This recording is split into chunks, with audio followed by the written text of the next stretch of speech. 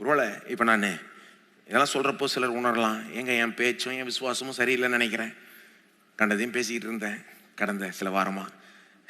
நீங்கள் சொல்கிறது கேட்குறப்போ என் பேச்சு சரியில்லையேங்க, அப்போ என்கிட்ட விசுவாச குறை இருக்கா? ஆமாங்க, உள்ளதை சொல்லிடணும்ல. பாருங்க, உங்கள்கிட்ட விசுவாச குறை இருக்குதுன்றதை நீங்கள் உணர்ந்துட்டா அதுவே ஒரு பாக்கியம்.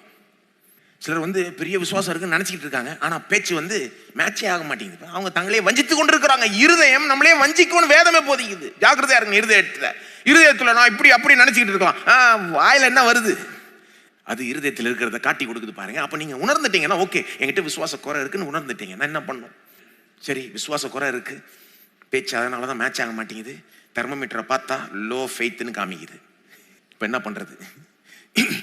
என்ன பண்ணுறதுன்னா, வசனத்தை கேட்டுக்கிட்டே இருங்க, பேசிக்கிட்டே இருங்க, விசுவாசம் பலப்பட்டுரும்.